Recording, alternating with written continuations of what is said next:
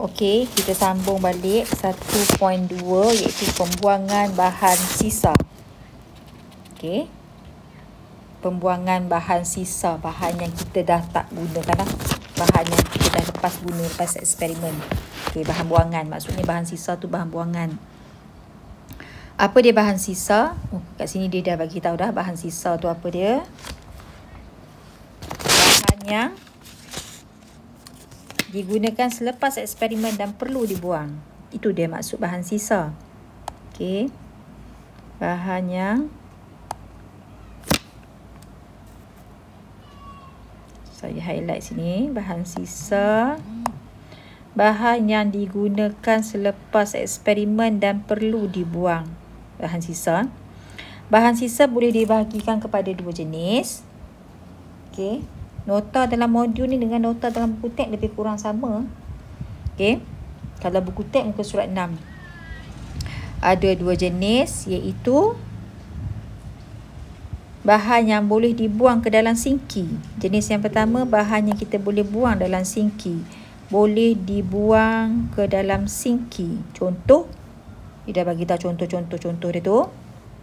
Dan lagi satu, bahan yang tidak boleh dibuang ke dalam sinki. Bahan yang tidak boleh dibuang ke dalam sinki. Sebab apa? Boleh menyebabkan pencemaran dan berbahaya kepada hidupan. Ini adalah contoh-contoh dia. Ini contoh-contoh dia. Contoh. Okey. Contoh bahan yang tidak boleh dibuang ke dalam sinki. Ni.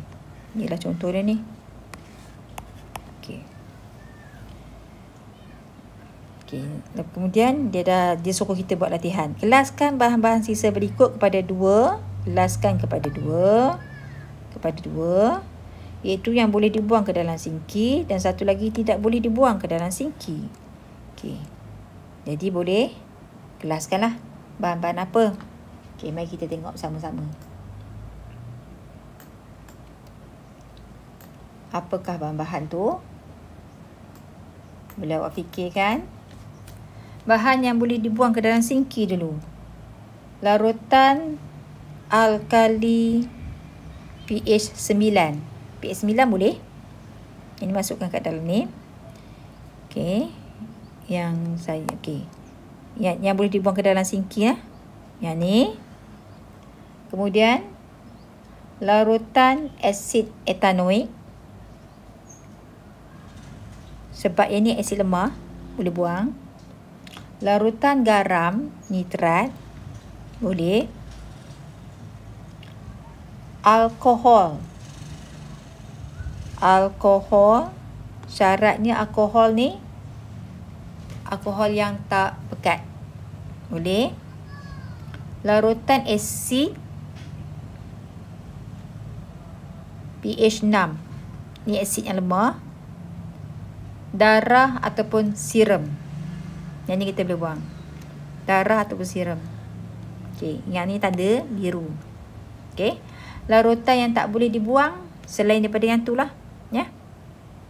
Amonia pekat, minyak gris, logam plumbum, hidrogen peroksida, bangkai tikus putih dan pelarut metil benzina. Yang tu tak dibuang. So awak buat yang ni. Latihan ni awak buat. Okey. Apa dia prosedur operasi standard POS?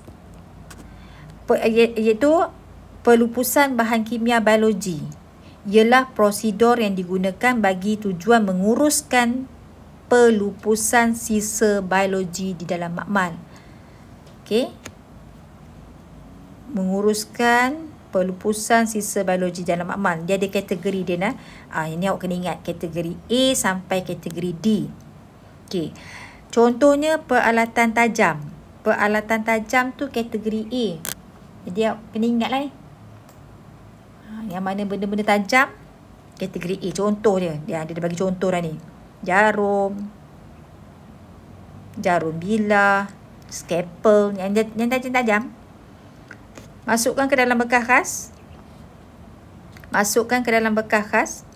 Ada satu bekas khas. Bekas untuk sisa tajam saja. Bukan plastik bag. Tapi ada bekas lah. Kotak ke apa ke. tidak di autoclave. Tidak di autoclave tu maksudnya sebelum kita nak buang tu, kita tak sterilkan dia. Kita tak nyah kumankan dia. Tu maksudnya tidak di autoclave. Bekas disimpan di tempat yang selamat sebelum dilupuskan. Ini cara dia. Kategori B, bahan tak tajam. Contoh, sarung tangan. Sarung tangan pakai buang. Tisu. Medium culture. Medium culture ni contohnya macam agar-agar yang awak nak kulturkan ataupun nak biarkan mikro. Itu kita kena buang. Cara dia, bungkus dan masukkan ke dalam beg plastik. Beg plastik bio bahaya. Bukan beg plastik sampah biasa ni. Beg plastik bio bahaya. Di autoclave kan, kita kena nyah kumankan dia dulu. Dan masukkan dia ke dalam tong bio bahaya. Tadi masuk dalam beg dulu kan. Masukkan dalam beg bio bahaya. Nyah kuman. Masukkan dalam tong bio bahaya. Yang tu kategori B. Kategori C, bangkai tikus contohnya. Organ jantung. Organ-organ binatang. Okey. Macam mana cara dia? Dibalut dalam bahan penyerap. Maksudnya kita balut guna kertas tisu. Bungkus rapi di dalam beg plastik bio bahaya. Dan disejuk bekukan sebelum dilupuskan. Kena masukkan dalam peti ais khas supaya dia beku. Baru kita boleh buang. Okay, yang tu kategori C. Kategori D, cecair. Maksud yang kata cecair tu contohnya darah dan serum. Okay.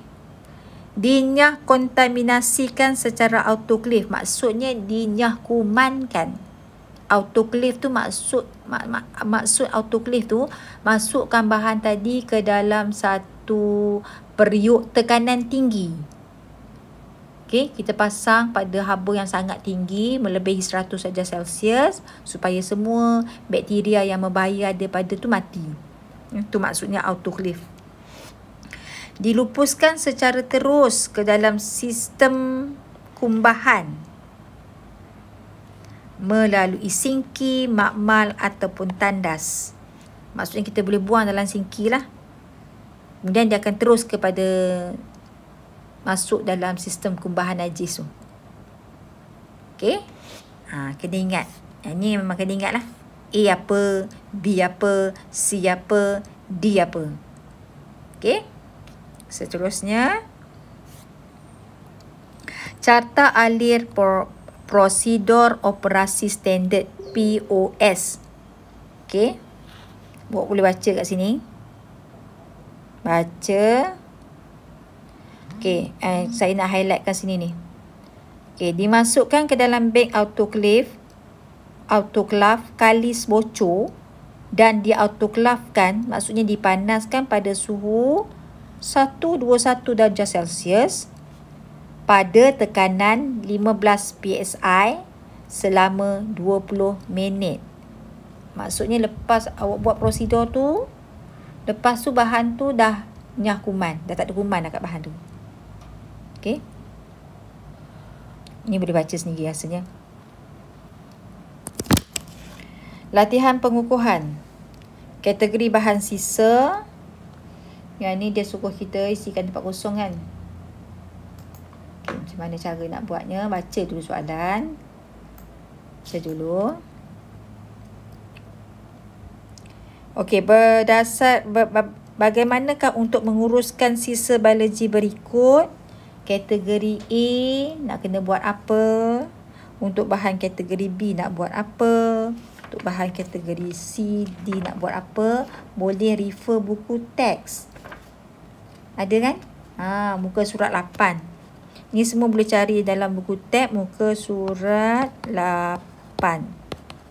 Buku teks. Salin balik semula je. Kat bawah tu ada soalan lagi. Nyatakan bahan kategori manakah yang akan di-autoclave terlebih dahulu sebelum dilupuskan.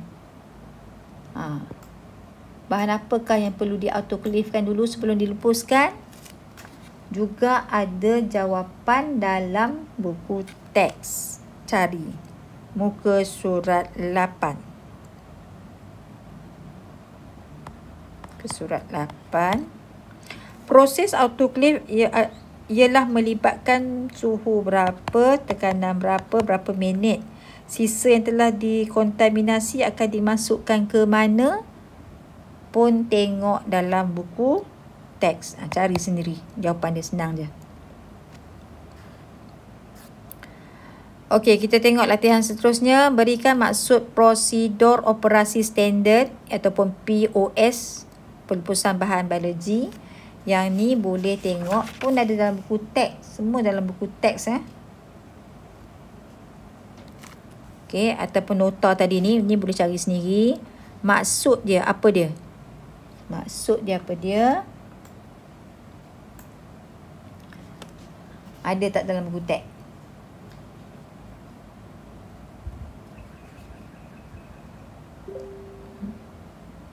Berikan maksud prosedur operasi standard. Prosedur yang digunakan untuk tujuan mengurus pelupusan sisa biologi di makmal. Itu dia jawapan dia. Lagi sekali saya ulang. Prosedur yang digunakan bagi tujuan mengurus pelupusan sisa biologi di makmal. Okey, nombor 2.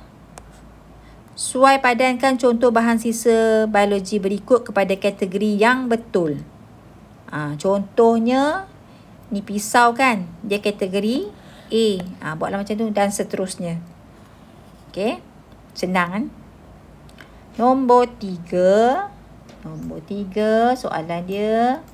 Maklumat berikut adalah berkaitan prosedur dalam menguruskan bahan sisa biologi X. Okey.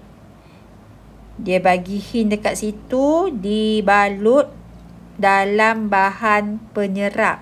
Balut dalam kertas tisu. Bagilah contoh. Pun boleh tengok dalam buku teks juga. Semua senang-senang je ni. Boleh tengok buku teks muka surat 8 juga. Muka surat 8 ada. Maklumat berikut adalah berkaitan prosedur dalam menguruskan bahan sisa biologi Y. Okey, apakah contoh dia? Bahan tu tak tahu apa dia, tapi dia kata bahan Y. Dia bagi hint dia. Dibungkus dan dimasukkan ke dalam beg plastik bio bahaya dan diautoclavekan dan dimasukkan ke dalam tong. Pun ada dalam buku teks muka surat 8. Semua ni muka surat 8. Semua ada. Okey. Senang. Soalan objektif. Bekas manakah yang sesuai bagi meletakkan sisa bahan biologi selepas autoclave? Bahan apa? Jadi bahan yang paling sesuai, inilah bahan bekas ni. Plastik bio bahaya. Nombor 2, rajah menunjukkan 2 bahan sisa biologi. Bagaimanakah untuk melupuskan? Yang ni benda tajam kan? Ni awak cari sendiri jawapan dia. Senang. Nombor 3. Rajah menunjukkan 2 bahan sisa biologi. Satu agak-agak medium. Okey, ni adalah agak-agak medium. Agar medium. Kemudian ada sarung tangan. Bagaimanakah untuk melupuskan bahan tersebut? Mudah sangat. Awak baca, awak jumpa jawapan dia muka surat 8 juga. Dan nombor 4. Bahan sisa manakah tidak perlu dimasukkan ke dalam beg autoclave? Bahan yang mana yang tidak perlu dimasukkan ke dalam beg autoclave kalis bocor? bahan mana? Boleh cari jawapan sendiri. Senang sangat. Okey. Seterusnya kita nak tengok buku teks muka surat 9. Langkah mengurus kemalangan di dalam makmal. Okey. Nota dalam modul ni dengan nota dalam buku teks lebih kurang sama je nah. Boleh refer dua-dua lah. Kemalangan di dalam makmal boleh berlaku disebabkan oleh kecuaian, lalai, kejadian di luar jangka ataupun kurang kemahiran dan pengetahuan dalam melaksanakan eksperimen sains. Jenis kemalangan yang biasa berlaku, ni jenis-jenis dia. Boleh baca. Ni awak baca. Baca sendiri. Baca. Dan nombor 3, bagaimanakah langkah untuk menguruskan kemalangan? Langkah untuk menguruskan kemalangan. Bagi 2 situasi di bawah. Okey, situasi 1. Jadi 2 situasi. Situasi 1. Situasi 1. Okey, situasi 1. Semasa menjalankan eksperimen, rakan anda tertumpah bahan kimia di atas meja. Apa yang perlu anda buat? Beritahu guru ataupun bantu makmal. Jadikan kawasan tumpahan tu sebagai kawasan larangan. Jangan ramai-ramai pergi kat situ. Sekat tumpahan dengan menggunakan pasir, supaya dia tak nak dibagi dia merebak. Pakai pasir. Kaut tumpahan bahan kimia dan buanglah dengan selamat. Ini rasanya alat bahan-bahan yang tak berbahaya sangat lah, yang kita boleh buat sendiri. Okey, situasi yang kedua. Apakah yang perlu dilakukan jika apakah yang perlu dilakukan jika ada berlaku tumpahan merki, iaitu bahan merkuri dalam termometer tadi. Akibat termometer jatuh dan pecah dalam makmal.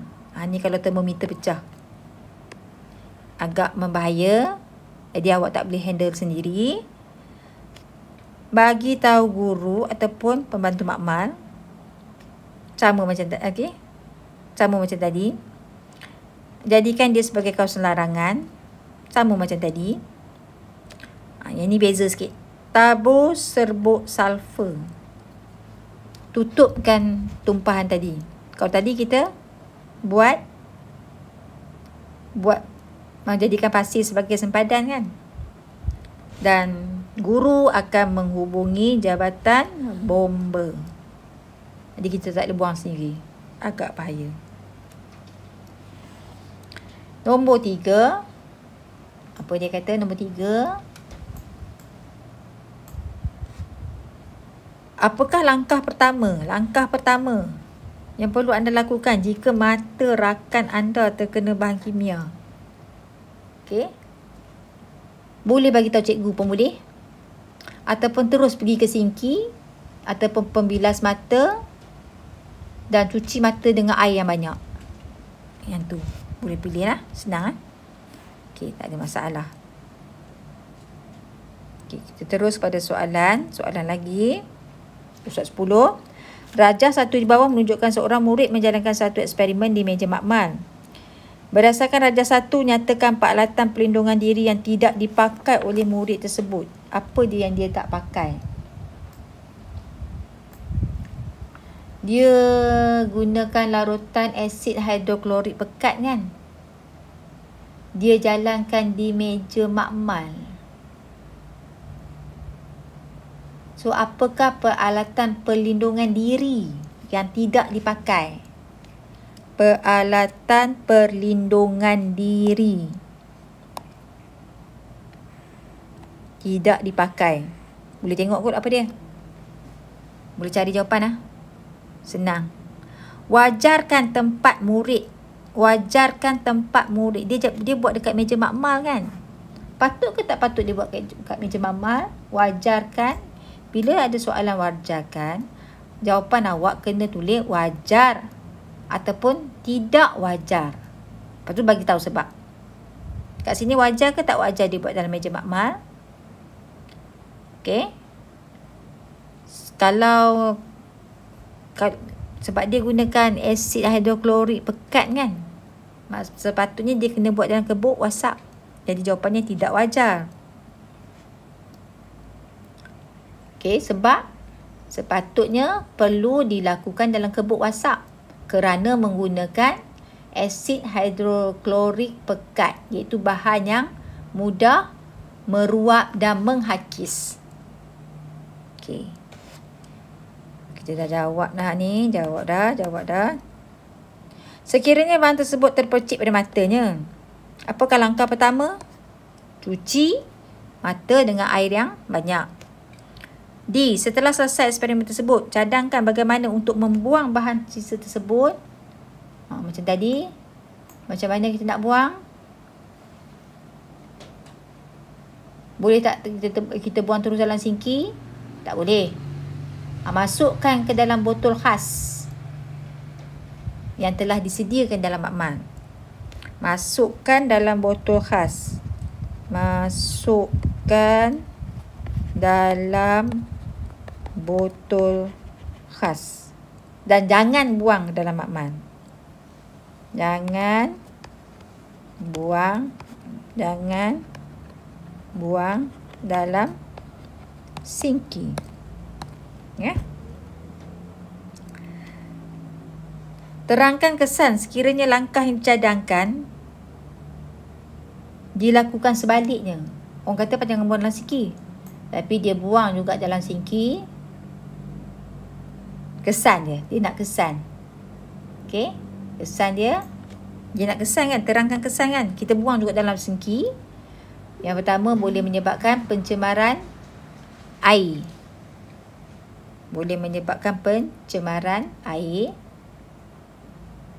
Yang itulah rasanya. Sebab nanti air dan sinki tu dia pergi dekat longkang. Longkang mungkin dia pergi dekat parit. Parit dia pergi dekat sungai. Boleh menyebabkan pencemaran air sungai. Okey, yang tu dah jawab. F. Sebelum melakukan eksperimen tersebut, rakannya telah menumpahkan larutan amonium pekat di atas meja. Okey, larutan amonium pekat dah tumpah ke atas meja.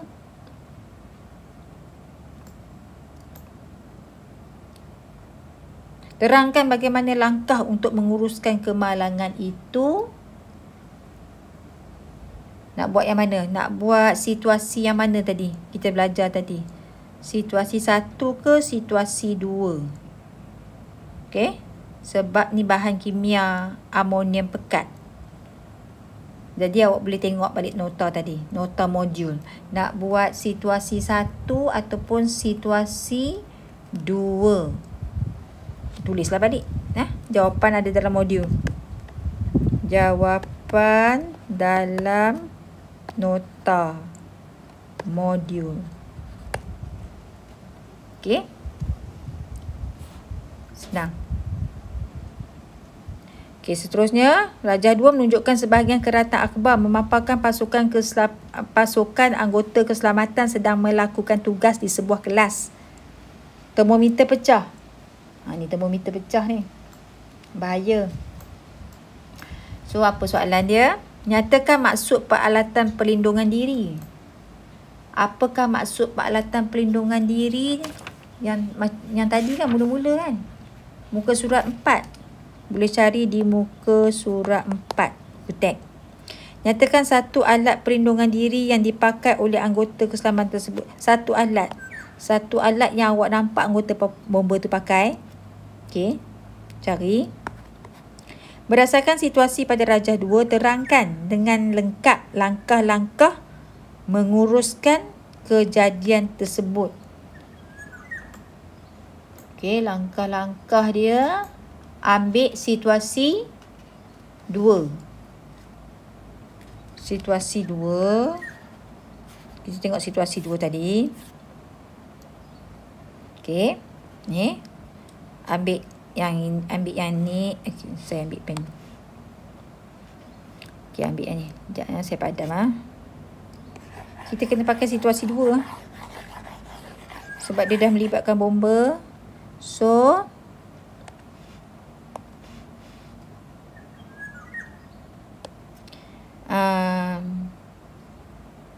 jadikan kawasan tersebut, kita ambil terus, jadikan kawasan tumpahan tersebut sebagai kawasan larangan. Tak payahlah beritahu cikgu kan, sebab bomba dah datang kan. Dan tabur sebut sulfur untuk menutup kawasan tersebut. Dan kaut semula bahan ataupun hasil kumbahan sisa tadi, dan diletakkan ke dalam beg bio bahaya. Tabur. Jadi ni step nombor 1. Step nombor 2. Step nombor 3, kaut. Step nombor 3, kaut.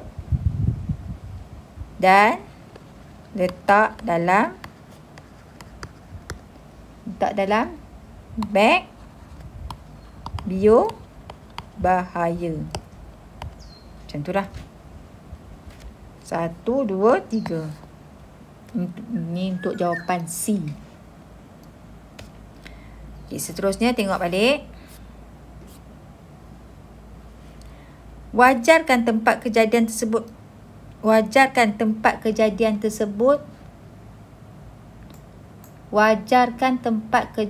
tersebut wajar ke tidak? Dia buat kat mana ni? Kalau kita tengok eksperimen, dia buat dalam kelas kan? Ni kan dalam kelas kan? Situasi dalam kelas. Sepatutnya dia buat kat mana? Tak wajar lah, tulis sini tak wajar. Sebab apa tak wajar? Eksperimen makmal sepatutnya dilakukan di dalam makmal sains. Apakah kandungan di dalam termometer? Merkuri. Apakah kesan kandungan yang dinyatakan DE pada kesihatan manusia yang berhampiran? Boleh menyebabkan ataupun boleh merosakkan sistem saraf, boleh menyebabkan seseorang mungkin terkena kanser, boleh merosakkan sistem pencernaan. Mana-mana satu jawapan yang awak rasa sesuai, awak nak tulis ya. Okey.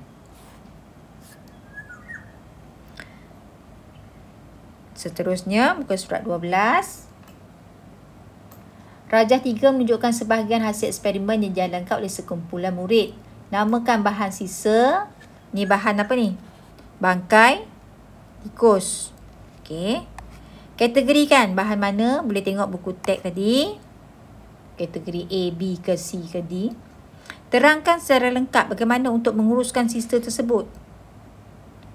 Okey. Yang ni pengasingan. Cara pengasingan. Lakukan pengasingan sisa di puncanya dengan betul. Kita pengasingan ni maksudnya kita asing-asingkan lah. Okey. Lakukan pengasingan sisa di puncanya dengan betul. Kemudian ada tisu kan. Tisu bahan tadi perlu dibalut dalam kertas penyerap ataupun kertas tisu. Beg bio bahaya, tulis kat situ. Dibungkus rapi di dalam beg bio bahaya. Okey. Kemudian disejuk bekukan dulu. Kemudian tong bio bahaya. Setelah disejuk bekukan, dibungkus dan diletakkan dalam tong bio bahaya. Dan pelupusan berpusat. Tong bio bahaya akan disimpan sementara sebelum pelupusan berpusat. Itu jawapan dia. Okey. C. Namakan alat utama yang digunakan oleh murid tersebut. Alat utama nak buat amali tu, kita tak pakai pisau. Kita pakai scalpel. Kita panggil alat tu scalpel. Scalpel ni pisau yang kita gunakan dalam makmal lah. Scalpel. Kategori manakah paklatan yang dinamakan tu? Kategori manakah paklatan yang dinamakan DC tergolong scalpel? Scalpel kategori A ke B ke C ke D? Okey, boleh buat. Terangkan secara lengkap bagaimana untuk menguruskan sisa tersebut. Macam tadi je kan? Ni jawapannya macam tadi je ni.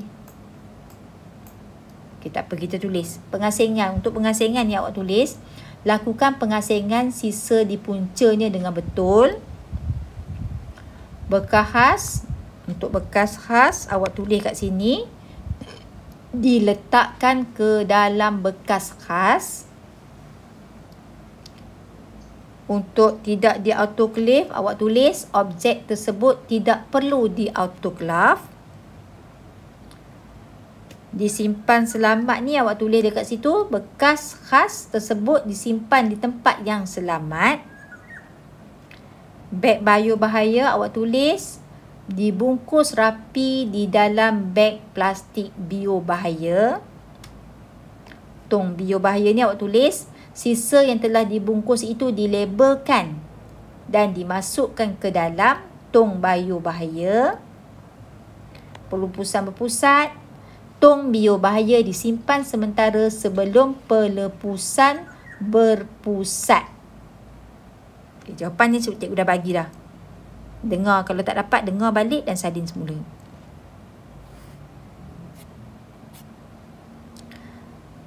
Okey.